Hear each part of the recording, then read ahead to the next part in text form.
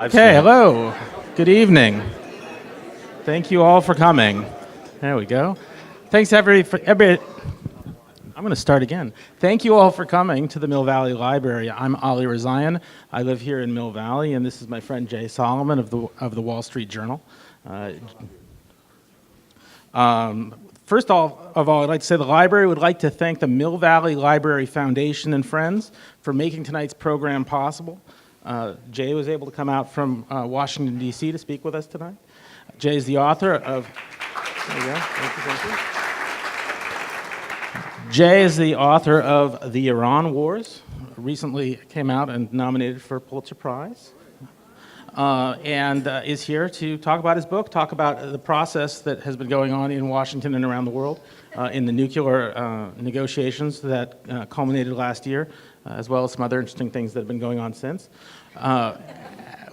Jay will be talking for a while, and then afterwards there'll be Q&A. We ask that if you would like to ask a question, we'll have this microphone set up here in the middle, and if you could just form a little line there, and he'll be answering questions towards the end. Will you tell us how you're connected to this? You have a personal connection to this, right? Well, I was able to meet Jay when I was in D.C. I used to spend a little bit of time over there. My brother works for a competing newspaper, the Washington Post, and was living in Iran for a while when they decided that they were going to keep him there for 18 months in Iran. During that process, while I was working to help get him out, along with my mother here, who was also working very hard in Iran to get him out, I was fortunate enough to meet Jay, and he helped me out in many, many ways that he's such a good friend that he did not write about it in the book. So we're going to start right there and enjoy Jay. I think you'll have a great time. Great, thanks.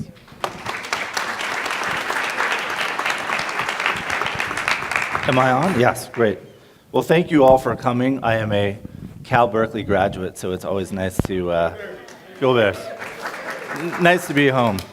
I was going to start just by kind of giving a bit of an explanation of why I did this book. And writing about Iran was not an easy issue because of being the foreign affairs correspondent in Washington. I found few issues outside of maybe the Arab-Israeli conflict that was more toxic. It was a very polarized issue to write about, and because of that, it made it very difficult. There was not much of a middle ground, and in writing the book, I really did try to thread the needle in analyzing what has been a pretty nasty 10 to 15 years between the U.S. and Iran. I kind of really got interested in the Iranian issue towards the end of the Bush administration because I really think if you're studying foreign affairs, certainly at that time, the issue of Iran was starting to dominate U.S. foreign policy in a way that I hadn't seen. There's a lot of focus on Russia now and China, but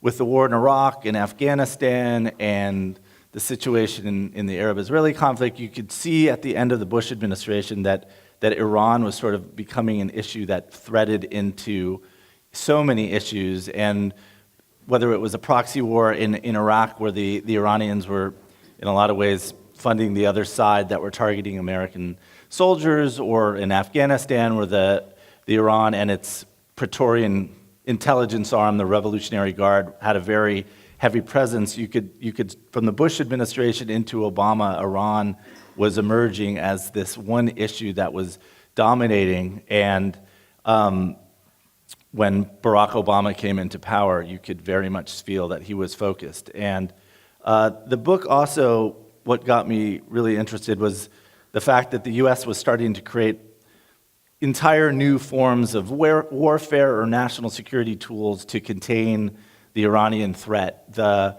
cyber attacks on Iran's nuclear installations that happened towards the end of the Bush administration into Obama was the first time really the United States or any state used a cyber weapon against another country. And it was innovative and had some impact, but even then there was a concern, if you start using cyber attacks as a state policy, other countries are going to start to do that too. And I think that's been a bit in the news in the last couple of days, the last couple of weeks. So there was a concern even then that there could be a boomerang effect. And the book, and I can't understate how much, both from Bush into Obama, the use of financial warfare, the use of banks and oil markets, and just trading of even airplane movements, shipping, how that was used in a way against Iran, in a way I don't think it's really ever been used before. The financial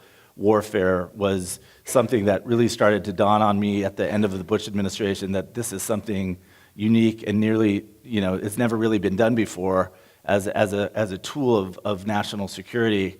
And in a lot of ways, the book just really interested me in the fact that it's a story of Barack Obama in a lot of ways. In the 2008 campaign, if you recall, the issue he really focused on the foreign affairs side was that I can negotiate with our enemies, whether it's the Cubans or the Iranians or the North Koreans. He really made that sort of one of his defining issues, and he got a lot of flack for that, and was attacked a lot by Hillary Clinton in the 2008 campaign. And rather than pulling back, they really doubled down on this idea that they were going to make engagement with countries that were hostile to the United States a defining part of his foreign policy. And I asked myself, as I started to do this book and in the reporting, why was a guy from Hawaii who grew up in Indonesia part of the time, what was this obsession with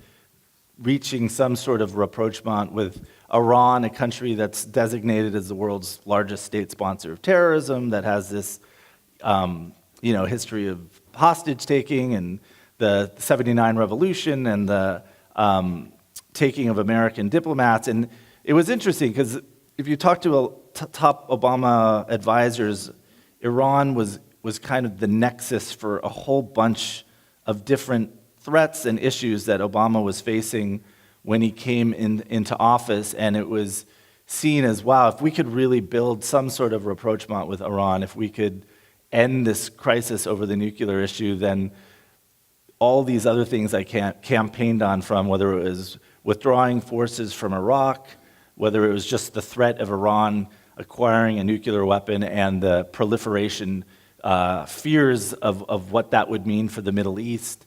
It was the Arab-Israeli conflict, something he really focused on intensely in his first few months and has kind of returned to at the end. If you could build some sort of better relationship with Iran, which is the major supporter of Hezbollah and Hamas and Islamic Jihad, these groups that are fighting Israel on its borders, you could solve that. So in Obama's mind and in a lot of his advisors, that Iran was this one issue that if they could build some sort of diplomatic channel, if they could get there, it would solve it would have a cascading effect. And it was amazing from just the very earliest days of the Obama administration, which we recount in the book. He began to send secret letters to the supreme leader of Iran, the Ayatollah Khomeini, who is not a big fan of the United States. He's an ornery old guy, and there was always tension in the past where the U.S., whether it were in the Reagan administration, they had the Iran-Contra scandal, there were outreach to the Iranians, but it was not usually to the supreme leader often. It was, let's try to go through people who are seen as more moderate or don't have this kind of history of hatred to the United States. But the Obama administration really kind of flipped that and said, we are going to reach out directly to the supreme leader of Iran. He's the guy who's going to make the decisions. And you could see Obama start doing that basically from the first day in office. He started to give speeches to the Iranian population during Persian New Year, where he started to call the country the Islamic Republic of Iran, something U.S. presidents have been very kind of reluctant to do, to sort of legitimize the revolutionary government that has been such a foe of the United States since the 1979 revolution. So it was kind of all these different issues that flowed together that really got me interested in Iran and kind of set the book in motion. I think there were some pretty impressive results or successes that came in once Bush moved to Obama and they started to track this approach to Iran. I would say the interesting thing about Iran, there were so many different countries that had interests in Iran, whether it's the Israelis or Saudi Arabia who view Iran as this existential threat and basically don't want the United States to have a better relationship with the Iranian government. They see that as an existential threat in some ways to begin with. So you had many very close United States allies hostile to the U.S. Outreach to Iran. And then you had countries like China or a lot of the European countries that have huge economic and business interests. The Chinese buy a huge part of their energy from Iran. So do the Indians, the South Koreans, the Japanese. So Obama basically came in and said, I'm going to flip the strategy. Bush took a very kind of antagonistic view towards Iran. In a lot of ways, the world community was blaming Bush for the standoff over the nuclear issue because they were saying the United States doesn't want to negotiate with the Iranians. The U.S. is the problem. And Obama was very effective at flipping that by sort of saying, I'm willing to talk. And I think in a lot of ways that put the pressure back on the Iranian side that, the Iranians were seen as more of the problem. And that was an effective strategy, I think. And the ability to bring in a coalition of countries that were so diverse from, yes, the Europeans who wanted to reopen business with Iran, the Chinese who want to buy oil from there, and keeping, at least initially, the Arab governments and the Israeli government somewhat on board in the initial stages of this diplomacy and outreach to Iran. It was very effective and not easy to do, and that's why I think so much of what I write about in the book, or what eventually we know about what happened, was done in secret. The outreach to Iran that took place in a small Persian Gulf country called Oman was all done in secret. And this process, it was an impressive diplomatic and strategic effort. And I think a huge part of it, as I was hitting at the beginning, was this financial war that the United States started to launch at the end of the Bush administration into Obama. And I think what was amazing was just how it was so kind of mapped out from 2006 through 2012. It was mapped out in a very systemic way where they started with going after Iranian banks, going after insurance companies, and this kind of gradual escalation of financial warfare, which eventually moved on to targeting Iranian airlines, shipping companies. And in 2012, the U.S. with their allies succeeded in basically taking Iran's oil exports and cutting them by more than a half. And there was always a lot of tension in the policy, but how do you take a country who's either the second or third largest oil exporter in the world, how do you take a country off the oil markets without causing a huge spike in global energy prices that would eventually come back and boomerang and hit the United States? So there was always a lot of tension between a desire to really hit the Iranians, but at the same time not derail the U.S. economic recovery. And it was really from 2009, you could see U.S. officials being sent to China or Japan or South Korea and basically saying, we know you are a huge buyer of Iranian energy and that you're worried that our sanctions are going to hurt your economies, but you should know that we will offset your purchases of Iranian energy either by getting the Saudis to sell more, or the Kuwait or the UAE or even the U.S. as we started to become a much bigger exporter. So it was an incredibly thought-out strategy that developed and intensified, and by 2012, their oil exports were cut by more than half, and they were essentially completely cut off from the global banking system. A country that, while a revolutionary government, was pretty integrated with Europe and Asia, and were resorted by 2012, 2013 to essentially just doing barter trade, trading oil for tea or software. It became a very base economy in a lot of ways, and that was not an easy policy to execute. I will say, though, as the Iran strategy played out, there were some pretty big costs that I want to highlight in this speech, because I think some of this got lost, or over the last 8 years, there was so much going on that people kind of lose focus on what was going on. I think the biggest cost in my mind was that in 2009, as you may remember, there was a big popular uprising in Iran against the regime. There were at times 3 million people on the streets.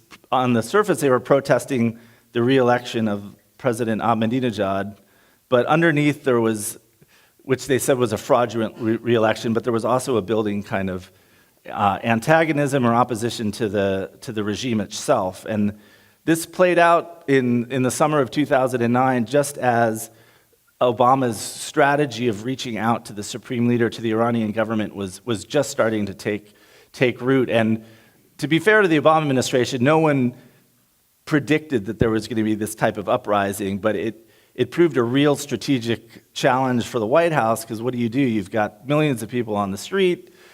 You know, there's been hope since 1979 that there'd be some sort of uprising that removed this clerical regime, and the White House was getting very kind of conflicting advice, both from Iranian dissidents and from their own advisors about what to do, which I detail pretty extensively in the book. Some people were advising President Obama, you know, if you come out and very publicly endorse this opposition movement, they're going to get branded as lackeys of the West. The regime, the Ayatollahs, will crack down and basically use your words against them. Others were saying, look, this is going to happen anyways.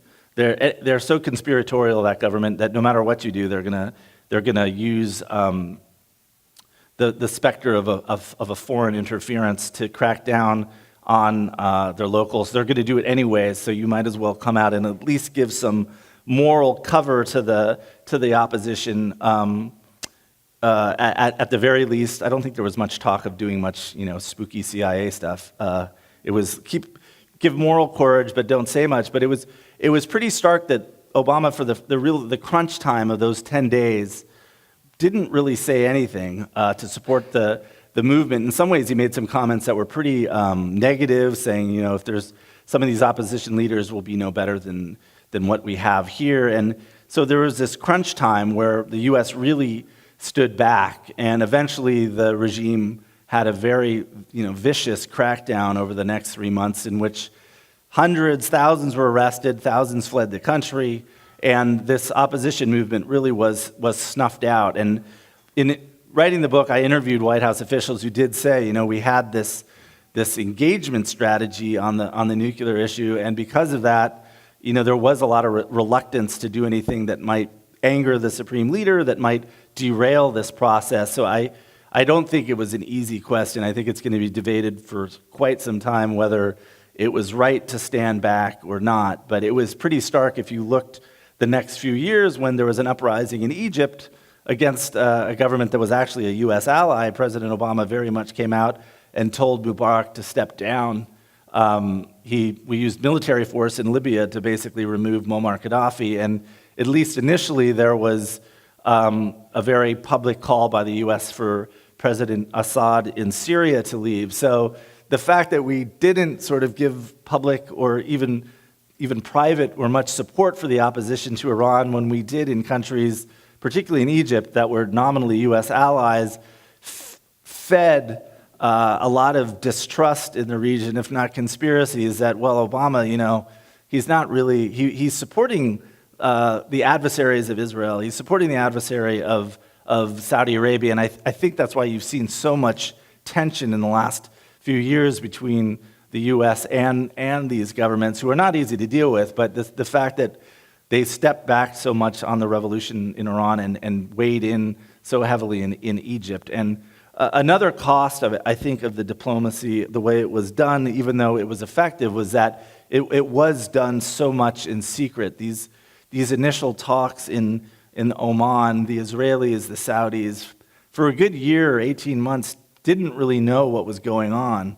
And I think there was a legitimate argument in the mind of President Obama, or First Secretary Clinton and then Secretary Kerry, that, you know, if these governments know too much, if the public knows too much, if the political apparatus in Washington knows too much about what we're doing. It's going to get derailed. So let's do this in secret and get the process going, and then at some point we'll go public. That was the rationale, that was the thought, but that did feed a lot of distrust amongst a lot of key U.S. allies, and I think because of that, once the deal was cinched, these countries never really were on board, and I think that's why you still see so much tension. In my mind, the most kind of controversial and disputed issue, despite these two, is Syria, because I think of Obama's presidency, and even though he's leaving with extremely high approval ratings,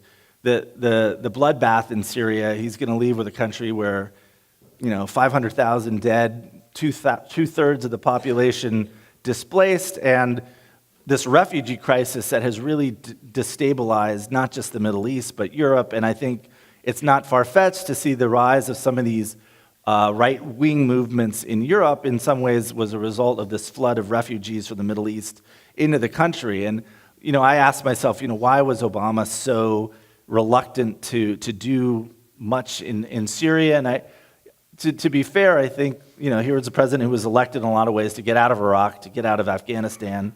The U.S. population did not want to get sucked into another war in the Middle East, and it's such a chaotic situation in Syria. It's very difficult to know who you're supporting. But what was interesting, and when you're working as a journalist and then you go back as an author for a book, you saw things happening in real time, which you then re-examine in the book. And if you remember, Obama set down these red lines in August of 2013 that, if Bashar al-Assad and his military use chemical weapons against civilians, we're going to retaliate, we're going to use force. You can't have the use of chemical weapons and not have any sort of payback in a modern age. It's a very dangerous sign. And then after laying this red line, a few weeks later, he pulls back. And I think part of it was political. The Brits didn't want to do it. The Congress was reluctant. But at the time, we didn't know, as reporters or anyone else, that the U.S. and Iran was having very high-level secret talks in Oman, to the point where what became an interim agreement to constrain Iran's nuclear program was pretty much was almost reached virtually at the same time that Obama pulled back from this red line. And in doing the book, I did interview Iranian officials who said, look, we knew that if the U.S. military started to bomb the Syrian Air Force, started to take steps that might really destabilize the Assad regime, which is Iran's closest ally in the region, which provides what Iran sees as its strategic depth, its gateway to moving arms and supplies to Hezbollah in Lebanon, to the Hamas in the Palestinian territories. The Supreme Leader, the Revolutionary Guard, the hardliners would not have continued or supported this diplomatic process if they saw the U.S. striking out against the Assad regime. So I do think part of why Obama was so reluctant to get in Syria, despite all these other reasons, was there was a real concern that this issue that was his defining foreign policy issue, the diplomacy on the nuclear issue, would get derailed. And if you followed what happened from 2013 through to the last few months, we found letters that President Obama wrote to the Supreme Leader in 2014, where he basically said, look, if we can get this nuclear agreement, we can cooperate against the Islamic State, and you should know that our military operations are not targeting Assad. So there were more messages being sent that, we are not going to try to remove Assad despite what he's done to his people. There was communications passed through the Iraqi military to the Iranian government that the Assad regime was not sort of in the crosshairs of the United States, despite public comments Obama had said early on. So, I think it's going to be debated for a long time, the decision not to do anything really substantive to stop the fighting in Syria. And I'm not saying it was an easy decision. It's still really unclear if it was more support for rebels or establishing a kind of a no safe havens in Syria if that would have worked, if it would have mattered. But I do think when you look at the Iranian issue, you can't disassociate what the policy was with Iran with what was happening in Syria, because so much of what happens in the Middle East is interlinked. So I think those, in a lot of ways, were the three biggest costs.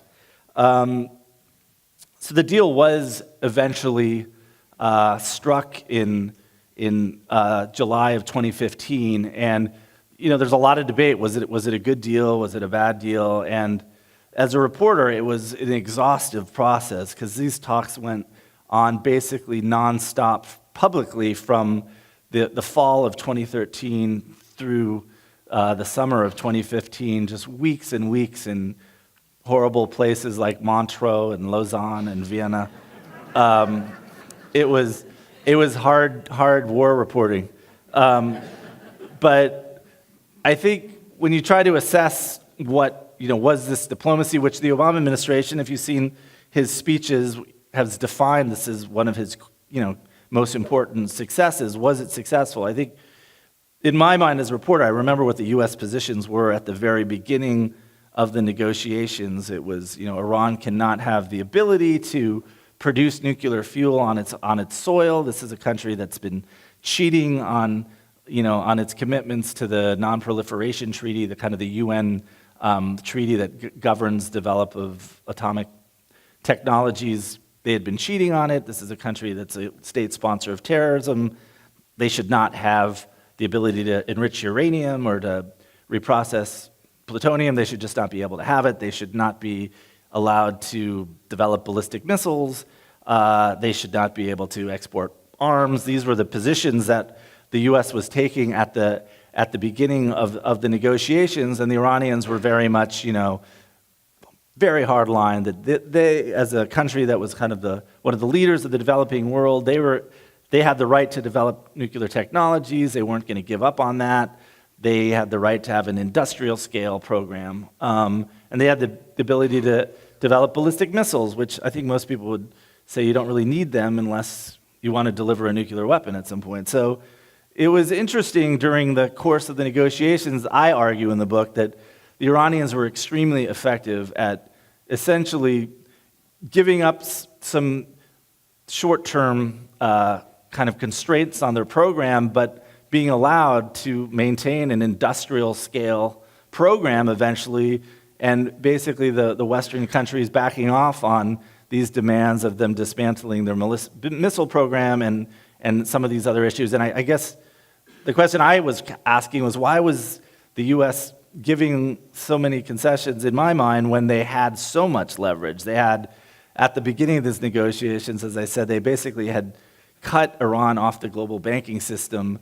The president of Iran a few weeks ago gave a speech where he said, if we didn't get this deal, we wouldn't have been able to pay our salaries to the civil servants. We were on the verge of insolvency, and oil prices were collapsing. But during this process, I think the Iranians, it was an interesting coalition of diplomats, because you had John Kerry and a team of Americans who, probably didn't have a heck of a lot of experience with Iran. And on the Iranian side, you had a kind of a fleet of diplomats, almost all of whom at some point had studied in the United States. So they seemed to understand our system a lot better than we understood theirs. And I think they were very effective in kind of playing a good cop, bad cop role, where the supreme leader would come out with these very maximalist positions of, we need 100,000 centrifuge machines to produce fuel, while the U.S. only wanted them to have 5. And I know the Iranian diplomats would say, look, we are kind of, our hands are tied.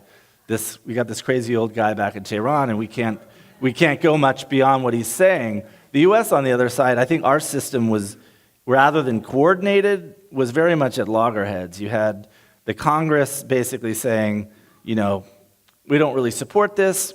We'll give you a year of talks, and if you don't get a deal by then, we're going to ratchet up sanctions. And I thought the U.S., the White House, would have kind of been using the Congress as the way the Iranian negotiators were using the supreme leader to say, look, we can only go so far.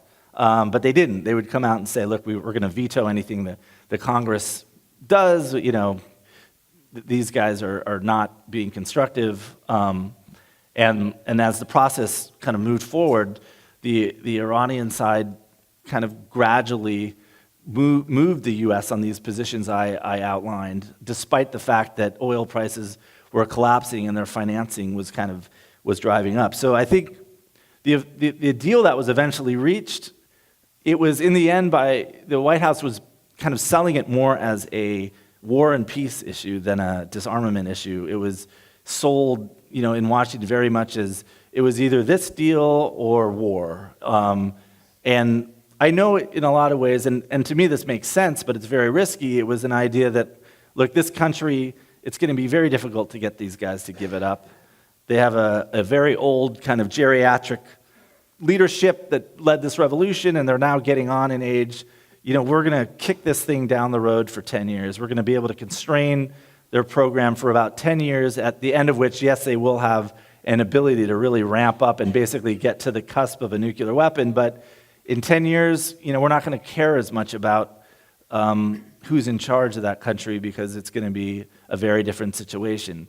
Whether that's true is very unclear. But that, I think, in a lot of ways, was a bet that the White House didn't want to explicitly state because it is so uncertain.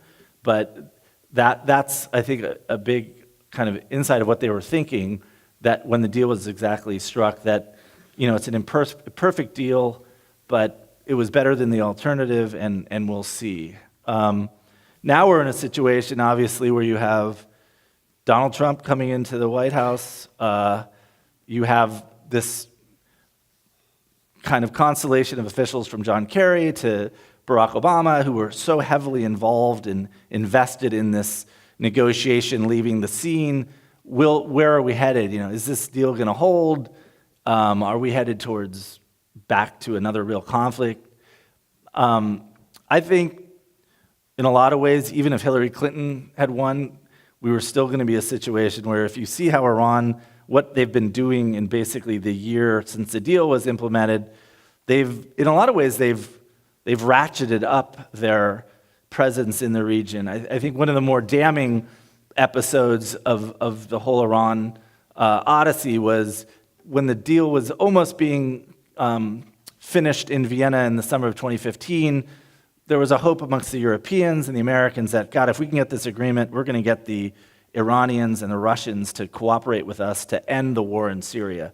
There was a lot of hope that would be the next kind of shoe to drop. But in reality, what we found out, and there's a lot of this in my book, that the Russians and the Iranians were actually having secret meetings in the Kremlin in Moscow, and they were doing just the opposite. They were saying, okay, we are going to double down and jointly intensify our military operations inside Syria to prop up Assad and basically wipe out the opposition. And just weeks after the agreement was finalized in Vienna, that's what they did. The Russians started to launch airstrikes against the opposition, and Iran really mobilized tens of thousands of militiamen from Iraq, Afghanistan, Lebanon, some of their own people, to defend Assad. And if in the recent weeks, they've basically taken Aleppo and taken a huge step to reconquer the country in a way that I don't think will ever really bring stability, because you have a very minority government kind of presiding over a population that it's basically slaughtered over the past 4 years. So that is not a good sign, and we've kind of unshackled all these sanctions that were in play. Some of them are still there, but we've seen basically $115 billion worth of money go back to Iran. We've seen, luckily, his brother released, but part of it was the U.S. flew $1.7 billion in cash to Iran to basically help facilitate the release. So I think from a country that was, in a lot of ways, very much boxed in 4 or 5 years ago, they've been unboxed in, and they've continued to, like I said, their operations in Lebanon and Syria and Yemen and some of these countries, they have not, the peace dividend, I think, that the U.S. was hoping for has not transpired. They've continued to develop their ballistic missiles. I think there have been at least 10 launches of ballistic missiles over the past 10 to 12 to 15 months, which isn't exactly a great sign. And on the question of the nuclear program themselves, they continue to kind of test the terms. There's been some of the materials they're supposed to cap or restrain from producing, they're coming up just to the line of what they're supposed to do, if not surpassing it. And I know there was something called heavy water, which is used to produce plutonium. They've kind of breached their commitments under this agreement. The first time the U.S. decided to buy it off them. The second time it was an arrangement where we agreed to ship uranium into the country, which sounds a bit bananas given what the agreement was supposed to be. So there's a risk that it's kind of become an extortionist cycle where they got a deal and they're going to keep asking for more.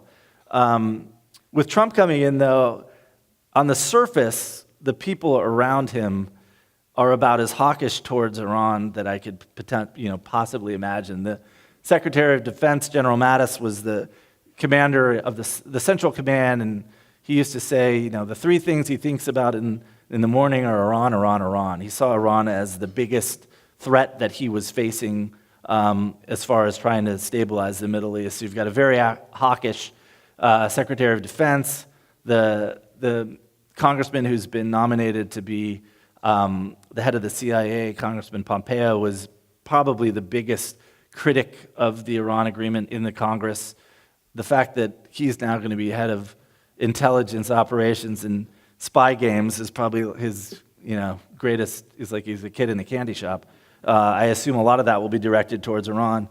At the same time, I was listening to the former head of ExxonMobil, who's been nominated to be the Secretary of State. You hear Donald Trump. On the one hand, they say this is a terrible agreement, but at the same time, there was kind of this mentality that seems to be like, well, we had this deal.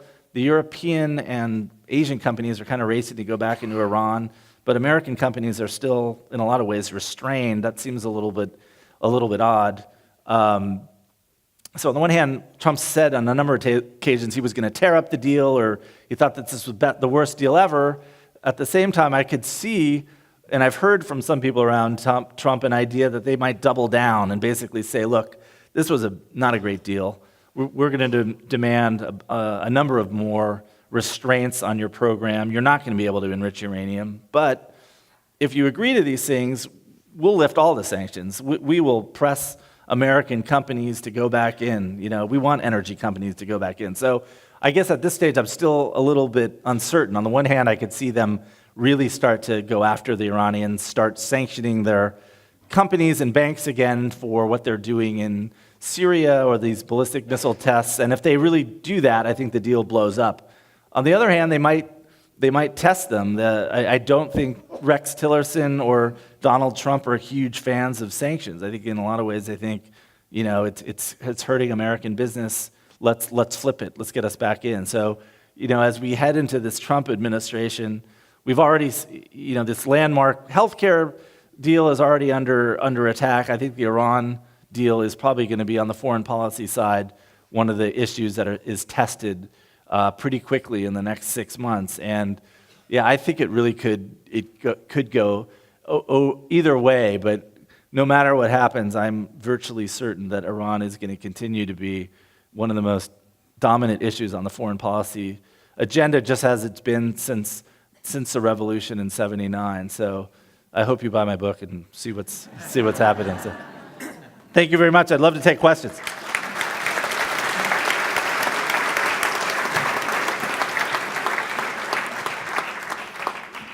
Oh, there's the mic.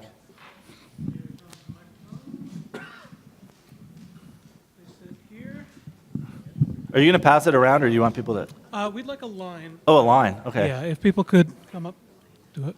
I'll fix it. Okay. I got here first. Nice. That's true. Thank you very much for that. Very informative. Question would be, so just as like kind of an overarching view, would you say that the administration put too much emphasis on the risk of nuclear war and not enough emphasis on the risk of conventional war and the ability for Iran to influence the region in terms of conventional war and exporting arms and such?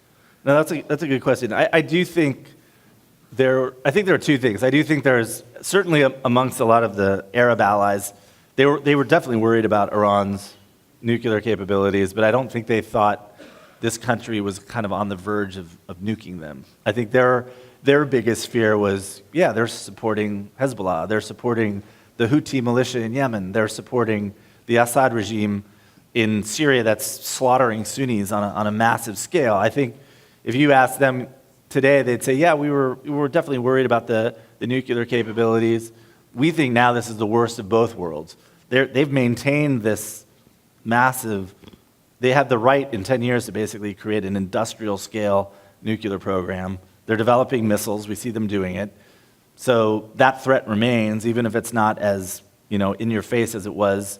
But at the same time, all this money has been kind of unleashed, and the Iranians are escalating in a lot of ways in Syria and these other countries. And as a result, the Saudis in particular have this war in Yemen's also horrible. They're carpet bombing civilians. I think in a lot of ways they don't trust the United States right now because they thought we kind of tried to tilt towards the Iranians. So I think the calculation was that you could somehow deal with the nuclear issue and kind of hive it off from everything else and disassociate it.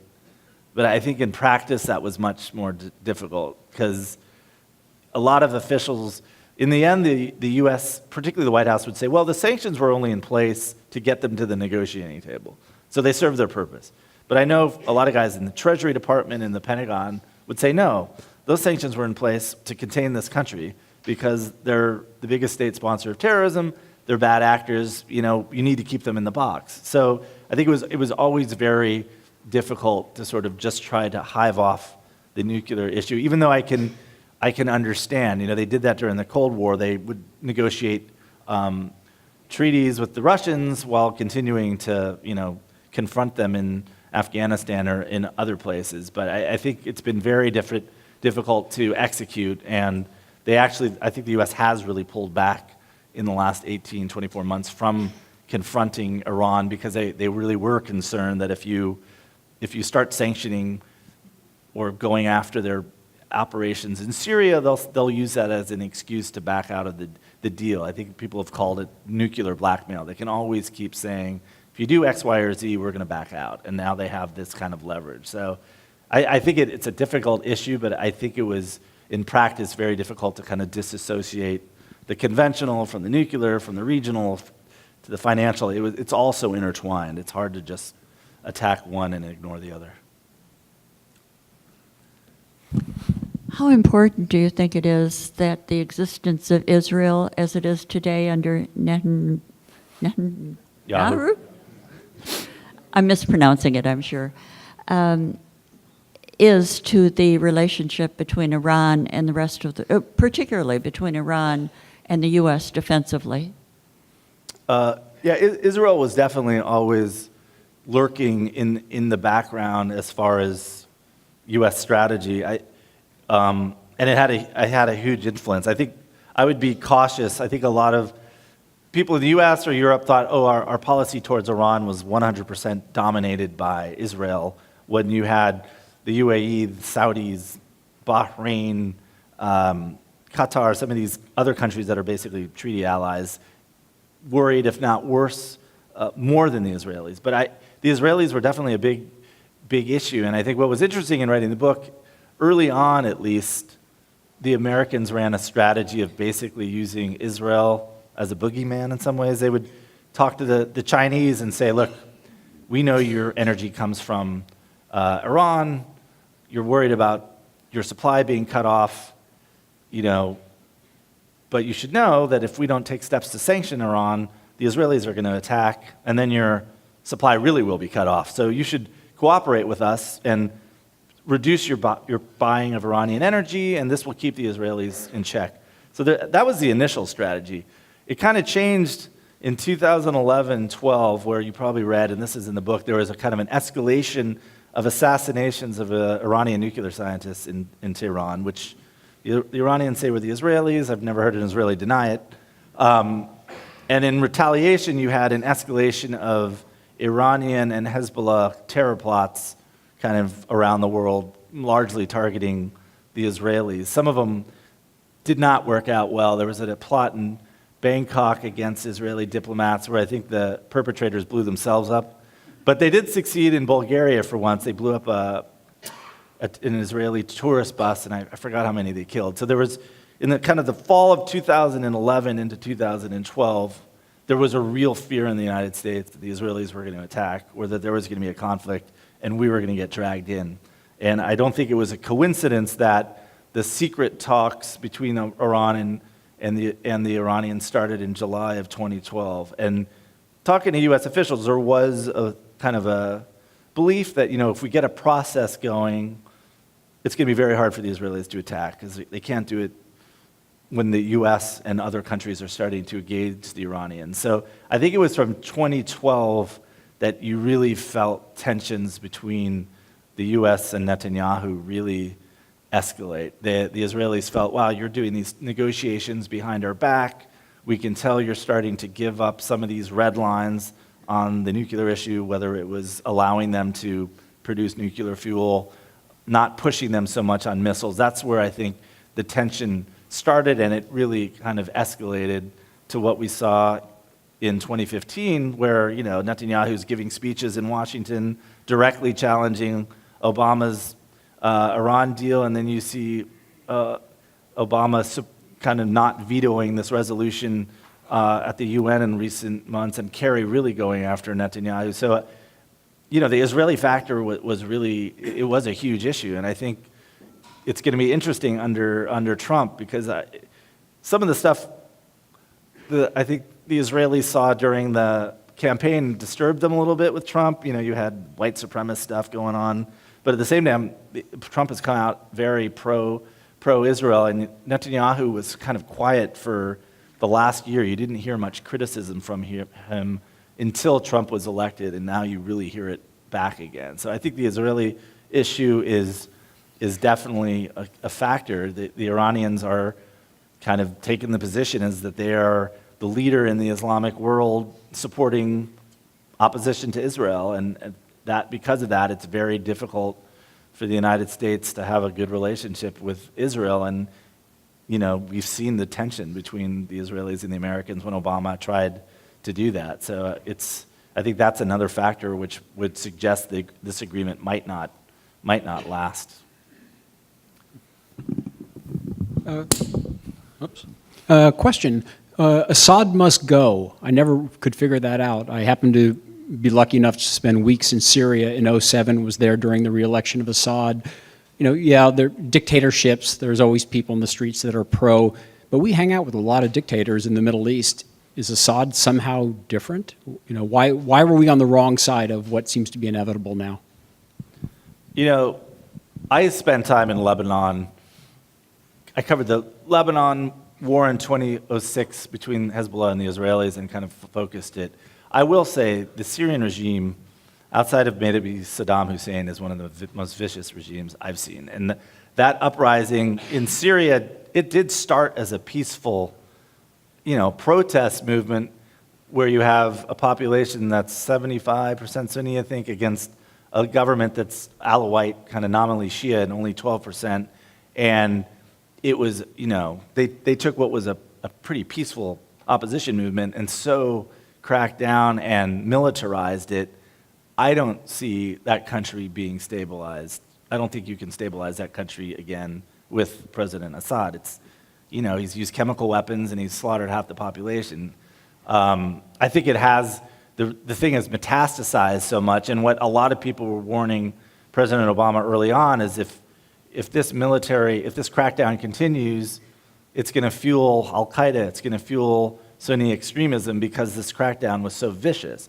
So, if it was a case that some hope for that, the U.S. will sort of align with Russia and the Syrians and kind of stamp out these Sunni extremists and stabilize the country, I don't think that can happen. I think after that much of a bloodbath over 4 or 5 years, where you have the majority of the population, being displaced, I don't see how, if it was as simple as, wow, you could align with this guy and stamp it out, you might have seen that. But I think Trump's coming in talking about, yeah, we can work with the Russians, which would basically suggest we'll work with the Russians and we'll work with Assad and we'll stabilize the place. But I personally think that's a pipe dream.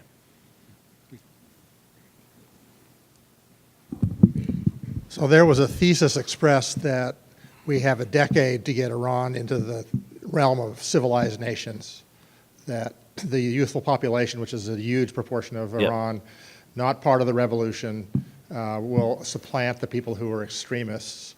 They'll become a powerful nation, but a nation that plays by the rules. Do you think that that's a plausible thesis? You know, I don't think it's a crazy thesis. Like, I could understand, you know, I've talked to a lot of people around Obama. They're smart guys. I can understand what the theory is. You know, we don't want a war. If you have a military conflict, you're going to just radicalize the population again. You know, let's open up that country and, you know, basically slowly integrate it. I don't think that's a crazy thesis. I guess to me what the real worry is, if you've seen what has happened in the past year, that the government has kind of continued to crack down internally, and what's been troubling is there have been a number of sort of Iranian Americans, European Iranians who have been arrested in the past 12, 18 months. And it's not happenstance who they target. I think they're targeting, there's a father and a son in Iranian Americans who were arrested over the past 18 months. The son is a business consultant who is very much interested in sort of, you know, opening up Iran, bringing Western tactics, Western business in. I think they targeted these people because they don't want that influence coming in. They want to target that. And having, you know, $140 billion of cash being returned to Iran, who's going to get that money? Who's it going to entrench? I think there's a real danger that you had this regime that was really economically weak, and it still is. I'm not saying it's going to be a top country economically anytime soon, but now you've got this money going back in, and where's it going to go? I've talked to Iranian businessmen who have lots of links to the West who say, if you're a company that wants to come into Iran to do business on any kind of large scale, 70% of the companies that you'd want to do business are controlled by the Revolutionary Guard, the kind of hardline Praetorian Guard, or companies that are controlled by foundations owned by the supreme leader. So it's in the short term anyways, I think there's a risk that the money that goes in ends up entrenching the regime even more. I guess, you know, you look at China, you look at Russia, it's kind of an unclear picture. You know, Russia's not, there was a hope that you opened up Russia after the Cold War and you're going to breed, you know, a more westernized, stable government. That definitely didn't happen. China, you know, it's a little murkier, but I think that is the hope. You're going to kind of integrate this young population. And it is true that most of the young people you talk to in Iran are very pro-Western.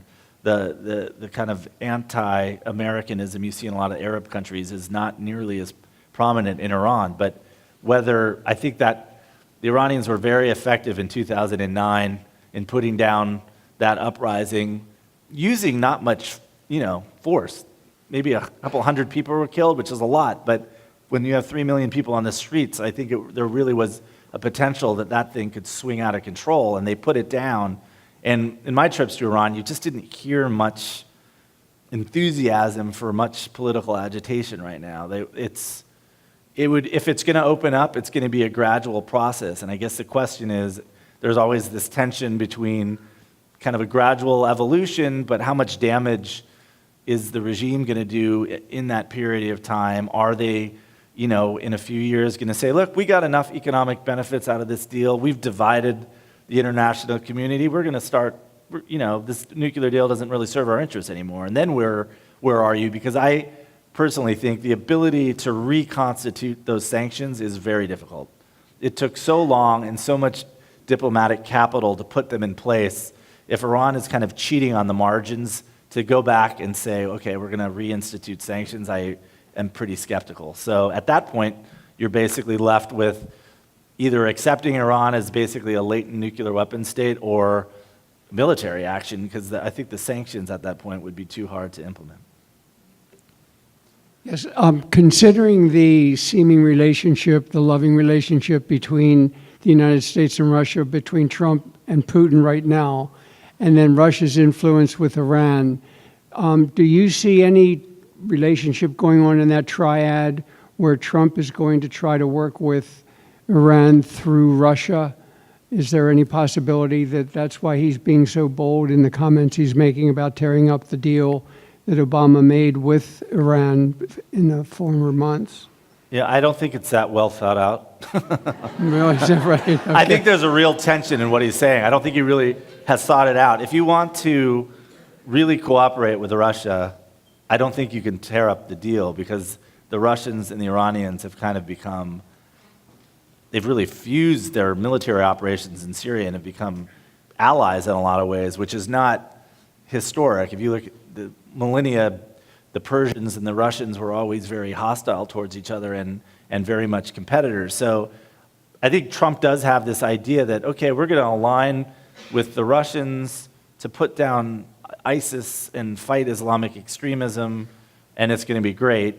And this Iran deal sucks, and we're going to tear that up. But I don't think he realizes you probably can't.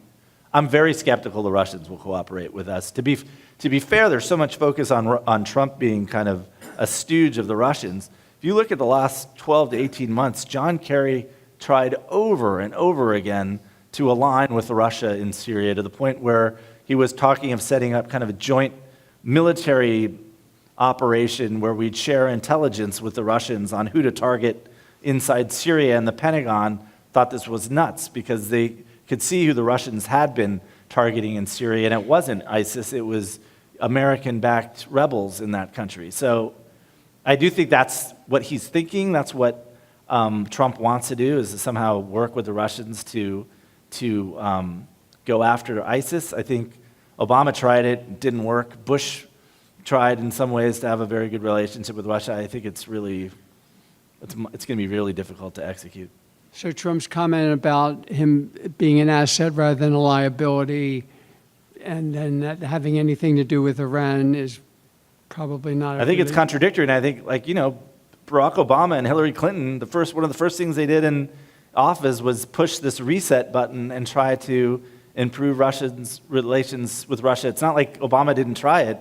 He tried it, repeatedly, and whether it was in Ukraine or Crimea or Syria, the Russians are pretty hostile towards American allies.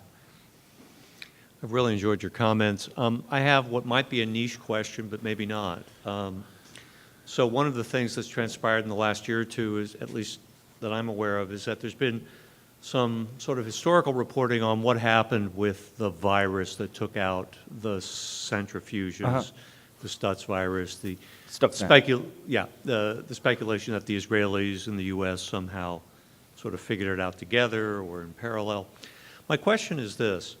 From a cybersecurity standpoint, do we consider Iran in the major leagues in terms of their offensive capabilities back at us? Is that ever a factor as people are looking at the different dimensions of sort of what Iran's strengths or pseudo-strengths are? No, I do think, and I kind of hinted at the beginning, that we use offensive cyber weapons against Iran, and I don't think the Iranians had any clue what hit them, Their centrifuges started to spin out of control.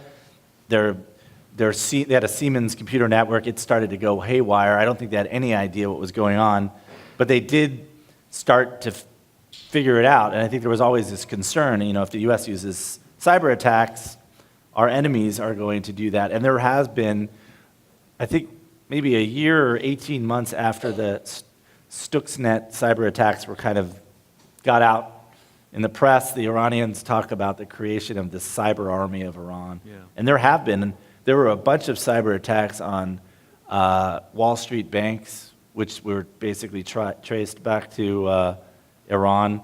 There was an attack on, I think it was a dam in New York that was traced back to Iran. So the Iranians, like most other countries, I think, are starting to figure it out. And one of the things I was never able to prove, but I've heard, was that during the negotiations the Americans basically said, look, we have mapped out your entire grid of critical infrastructure, and we can base, you think the Stuxnet attack was bad, we could wipe out all these things, and that was kind of lurking in the background. I think it's true. I was never able to prove it, but in both directions, the threat of cyber warfare definitely has been increasing. And yeah, the Iranians, the North Koreans, the Russians, the Chinese, I think we crossed a Rubicon when we attacked their Right. program, and now it's kind of game on, and unless there's some sort of, international way of trying to moderate or at least control this stuff. So it's a problem. You've highlighted some of the weaknesses of the agreement that was made between Obama administration and Iran, and I'm wondering, their argument would be, well, you have to look at what was going to happen if no agreement had been tried. And I guess the worst case scenario that Obama might argue is that the sanctions regime was going to collapse pretty soon, and they would have a nuclear weapon very soon, as opposed to in 10 years. What do you think of that argument of the sort of what would have happened had there been no agreement? I really, writing for the Wall Street Journal, covered the financial side really closely. And I think, what was interesting, if you look at the sanctions, they were building up from 2006 to 2012. But it was really only from kind of mid-2012 to mid-2013, about a year, that the really nasty sanctions were put in place. This was a total European embargo on Iranian oil purchases. Iran got kicked off the SWIFT banking network, which basically means you can't do any electronic banking. And their central bank was basically banned from international commerce. So it was really only 12 months where you saw this unbelievable, the currency collapsed by 2/3, their oil exports collapsed, and then oil started to collapse. So having watched it this closely, I never understood the administration's position that the sanctions were like on the verge of crumbling. It was the opposite. Their leverage was increasing because even today, European banks won't touch Iran because they got fined $12 billion or something from the US. So I think the way the talks were set up was brilliant. I think tactically, they didn't seem to know how to use the leverage they have, because I talked to Iranian officials under the current administration who talk of coming into power in mid-2013 and just having this unbelievable double whammy of the previous government of Ahmadinejad looting the country, just mismanaging it, and the fact that $150 billion or $100 billion in their oil money was inaccessible because it was frozen in offshore accounts. And there was this kind of sprint by the Iranian side to get into the negotiations and to get the pressure relieved. And as part of the negotiations, the US side started to pull back even before the deal was struck. So I just didn't understand I didn't believe their argument that the sanctions were on the verge of collapse. And I think they had them. I never got the feeling that the Iranian side believed the United States was willing to walk. I interviewed some people for the book who described the differences between James Baker when he was Secretary of State and doing Middle East peace, and John Kerry. And they'd always describe Baker of showing up in a room, being sort of pissed off, looking at his watch. Everyone knew he didn't want to be there, and everyone believed he was on the verge of walking. And he was good at playing, even if it wasn't true, playing that game. I think John Kerry was the exact opposite.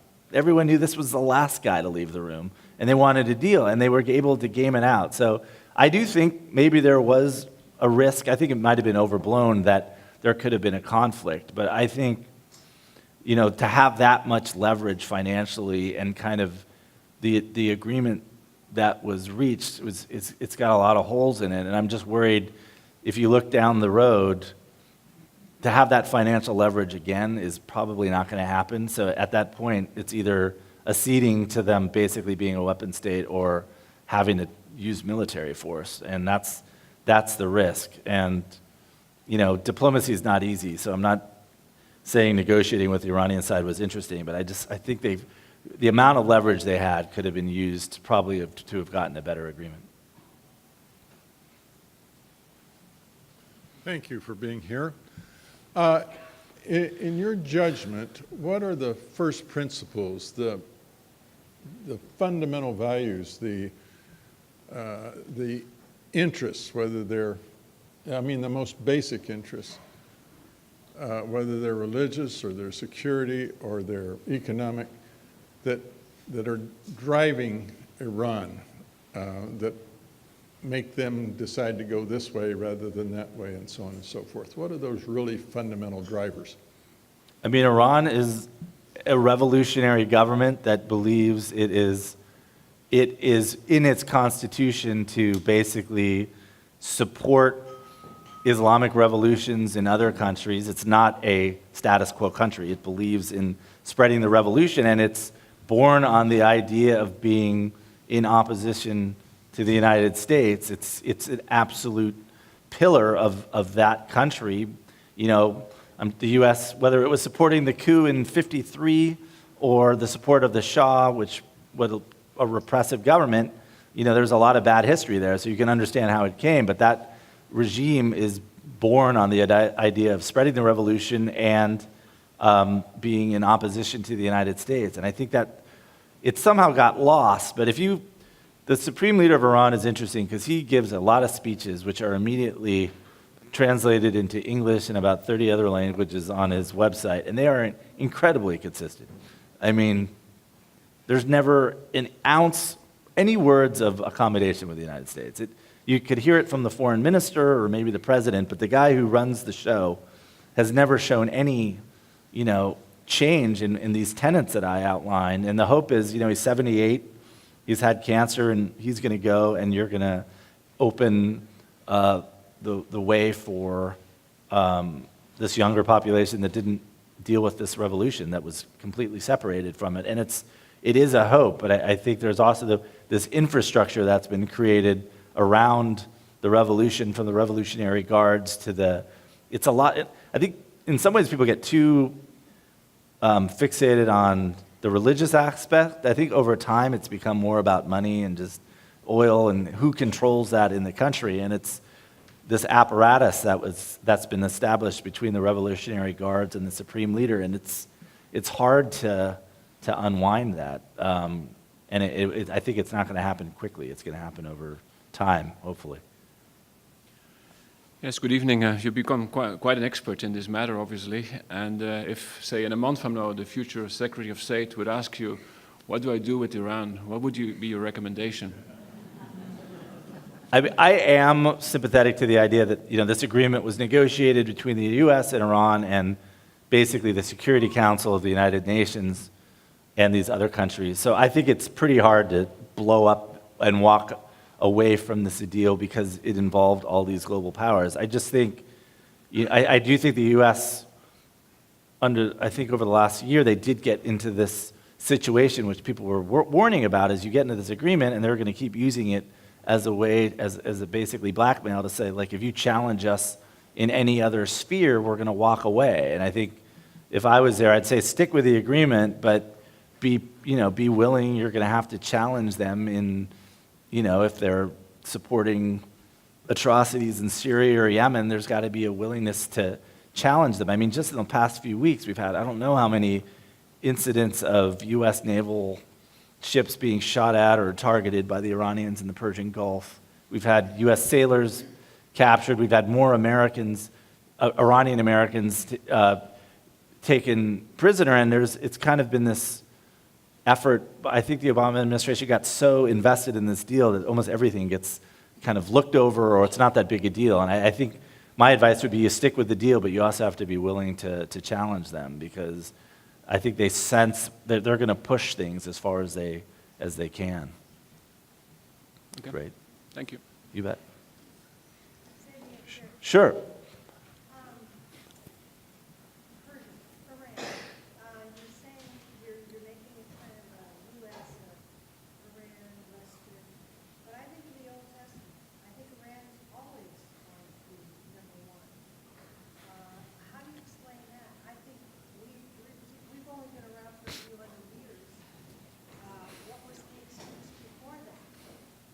No, it's true. If you go to Iran and you look at their maps they basically see the Middle East as their sphere of influence, that, these Arab sheikdoms and Gulf Emirates that produce so much oil are basically part of the Persian Empire, and they see themselves as the hegemon in that region. So I think you're right. If you take a step back, there is this kind of historic nature of that country, and the United States hasn't been that around that long. I guess what's a challenge to the U.S. is that this is a country now that, the Shah had, when it was a monarchy in the 70s, they were in alliance with us, and they had similar regional ambitions, but they weren't challenging the alliances of the United States. And, I think it's a dangerous world, whether you like it or not. If the U.S. pulls back, and I think we have pulled back in the Middle East in the last few years, I wouldn't argue that it's born more stability in that part of the world. I think it's born more instability, and that is, whether you like it or not, the U.S. for the last 50, 60 years has been the country that has been guaranteeing stability there, and Iran is not, despite this history, is not playing a role as a kind of a responsible party. It's been playing a pretty destabilizing role. So, whatever the history is, whatever mistakes the United States has built, I think, to see the U.S. just pull back is not bringing stability to that region. What about the idea, you mentioned that 50 years in the Middle East, America has been a stabilizing force. I mean, the idea that the Iraq War is probably the most destabilizing Yeah. thing that's happened in the Middle East, in that amount of time, potentially. Is there credence to the idea that the complete switch away from that sort of interventionist policy, maybe, it's not stable now, but maybe it would be a lot worse had we gone into Syria like we did into Iraq or other things like that? What would you say to that as a counter-argument? Yeah, I just think we've kind of lurched from one way to the other. I mean, I am not someone who thought the Iraq invasion was a good idea, but I think what's been the problem is kind of in the post-Iraq world, you had this situation, particularly in Syria, where it was framed as a kind of all or nothing approach. It's like, well, we're either going to go back in and have another Iraq type situation, or we're not going to do anything. And I personally think there was a role to be played with our allies in a way that could have prevented the type of, whether it was at least setting up safe havens so you could protect civilians and you wouldn't have this massive refugee crisis that hit the region. I think there was a way that could have stabilized, in ways we've done it in the Balkans, we did it in Kurdistan after the first, we have shown that we can do kind of operations that are not boots on the ground, or at least not many, and stabilize the place, because we have sent troops back into Iraq, into Syria, because it is so unstable. And I think I personally thought there should have been steps earlier on in Syria to try to not take out the regime, but at least lessen the refugee crisis and the death toll. And I think that's one of the tragedy of the Iraq War. It was such a debacle that it's kind of caused this overreaction where any type of intervention is seen as a bad thing, even if you have nearly a 500,000 people killed. So it's something that's going to be debated, but I think personally I believe U.S. power can do good things at times, even if, like you said, the Iraq situation wasn't one of them. Retrospectively, we have not invaded Iraq, which for quite a number of years held Iran in check. Would we be holding the same conversation? Can they use Sure. microphone? Okay. You get up to the microphone if you like to speak. Yes, I shall. How long do we go to? I had asked if retrospectively we had not invaded Iraq, which did a good job for about 10 years holding Iran in check, would we be holding the same conversation in terms of the influence that Iran has over the entire Middle East? No, I have an entire chapter in my book about the Iraq War, and I could not understand, given how much concern the Bush administration had about Iran, why they invaded Iraq for the reason you just stated. Some of the most interesting stuff I found in researching the book was the Pentagon captured a lot of Saddam's intel files, kind of, and some of them were kind of in the weeks leading up to the invasion. And the Iraqi military, in a lot of ways, was more concerned about what the Iranians were doing than what we were doing, because they knew, you know, you have a majority Shia country in Iraq, and during the Iran-Iraq War, the Iranians developed a lot of assets and militias and groups, and they could see them mobilizing to basically come in, and they did immediately. And that was strategic. Like, I don't think Saddam Hussein was going to, you know, that Iraq was probably never going to end well, just because the way he ruled that country. But the lack of understanding or preparations for how the Iranians were going to use our invasion to basically, you know, really increase their influence. And I think the book is pretty tough on both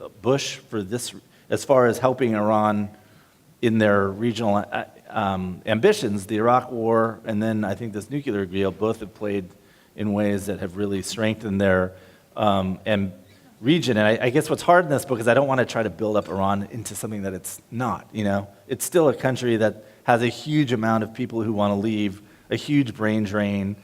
It's the way it's run. It's got an incredible population as far as commerce and technology that, you know, they're not an economic power because they mismanage their resources and the way it's governed. But they definitely have been very effective at using asymmetrical warfare, militias, and our missteps to really kind of spread their influence in the region. So we played into their hands in a lot of ways. Yeah, a question regarding we've got the strategic agenda going on with, you know, all the countries around, you know, in the Middle East. And Twitter's from the White House aside, there's also the grassroots movements that are going on, that are the uprisings that are happening, that kind of derail some of these longer-term strategic plans. How do you think that the leadership teams are dealing with that? Are they becoming smarter about knowing where these are popping up and anticipating them? Because I think they were taken by surprise and it derailed some of their plans. Probably not. No? Oh, not getting I started. mean, I thought with Obama on the Iran situation was very interesting because, yeah, you come into power and Iran is kind of this huge issue you're facing, and then suddenly you have this popular uprising of young people, and you'd think, you know, in retrospect, we would have jumped and embraced them, and in the end, we really didn't. And then we did in Egypt, so it was a very kind of incoherent policy, and, you know, I have heard nothing from Donald Trump in the campaign that suggested that he had much of a grasp of any of this. Would you comment for us on the long-term personal relationship that Secretary Kerry had with the foreign minister of Iran with whom he was negotiating this arrangement? Sure. Kerry was interesting because he, even before he was Secretary of State, and I detail it in the book, he was kind of having communications with Iran through intermediaries in Oman. So he was kind of, I know he pissed off Secretary Clinton. I know that because he was kind of running his own diplomacy even before he took over the State Department. But, you know, I think Kerry did meet Zarif when the foreign minister of Iran was the ambassador at the United Nations kind of in the mid-2000s. So I think they might have met, but I don't think they had a great relationship. But there was, as these negotiations took root, Kerry, it really became a personal kind of dynamic between Kerry and Javad Zarif to the point where, I mean, Zarif gave an interview where he said they were talking 2 to 3 times a day, which is way more than Kerry probably was talking to any of our allies. And I think that's one of the kind of the weaknesses of the agreement. It was so personalized in a lot of ways. When you take Kerry out of the equation and his constant efforts to keep this deal kind of on track, I just, Rex Tillerson, the head of Exxon, I mean, I don't see him playing that role. And, you know, the deal, there's a good chance the deal withers. I think the closest analogy I can see is the Clinton administration cut a deal with North Korea in '94, which was a similar type of deal. The North Koreans were on the verge of a nuclear weapon. we basically said, okay, cap your program and we'll give you economic incentives, and that was in 94. And it lasted until the Bush administration, even though there was a lot of evidence that the North Koreans were cheating. But as soon as Bush came in, the deal didn't last, I think, more than a year, 18 months, because they just weren't invested in it, and they were willing to challenge the North Koreans, and it unraveled. I think you could have a similar dynamic with Iran, where once Kerry is out of the equation and people aren't invested in it, the situation changes. Not a political question. What's daily life like in Iran? You know, the trips I made 3 trips for it. It's hard to write a book in a country you're not given much access to, but, you know, it's a lot. Tehran is a busy, it's a much more open society than you think in a lot of ways. You get there, and as an American, I know the first 24 hours you're very nervous because you're looking at pictures of martyred, leaders from the Iran-Iraq War, and there's some, anti-American posters. But, within 48 hours, you're drinking whiskey with some businessmen in North Tehran whose cousins all live in Los Angeles. So in a lot of ways, you're nervous, and then it seems pretty normal. And then you have situations where they take Americans prisoner again. So it's a complicated place. Unlike, I've been to North Korea, I've been to Syria under Assad, which are total police states. North Korea, if you go onto the street and try to talk to someone, they will slam the door on you and they'll probably be arrested. Syria under Assad, before the revolution, Libya under Gaddafi were much more repressive countries than the Iranian country is. But at the same time, it's kind of this weird situation where everything seems fine until it's not. I mean, that's the best way I can describe it.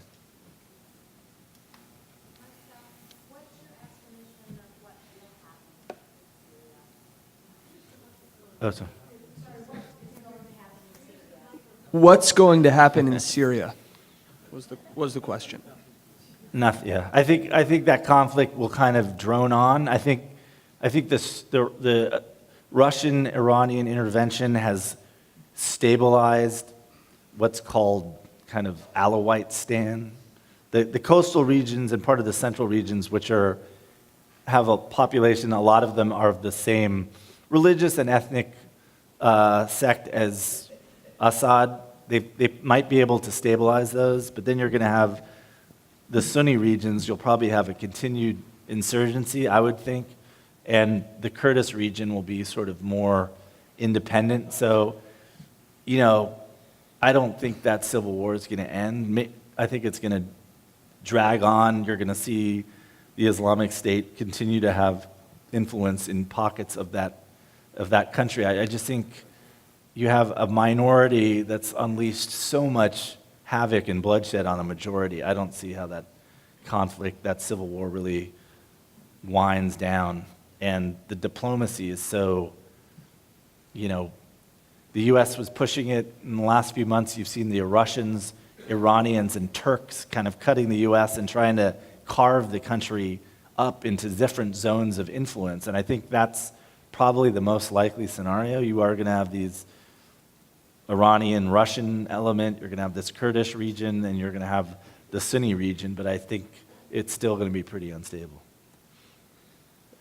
You've framed the inevitable passing of the Ayatollah as kind of a window, I guess, for more Western influence. And I wonder how real an opportunity that will be. I guess how that position is filled, or whether the strength of that position will be somehow different, with somebody else in it.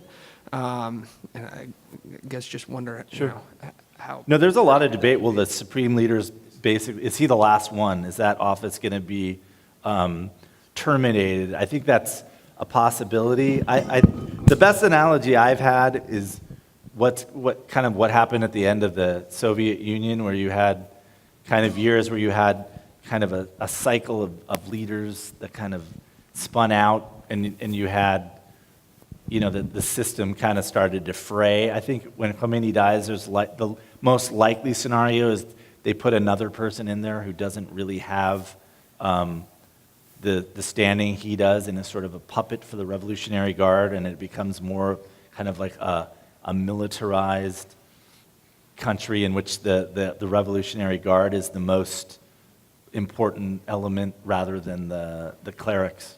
I think that is the most likely scenario. So I get the last question. I was going to ask what it was like eating lunch with Assad, but they told me that I didn't get one. So I just want to say thanks to Jay Solomon, everybody. His book's up there. You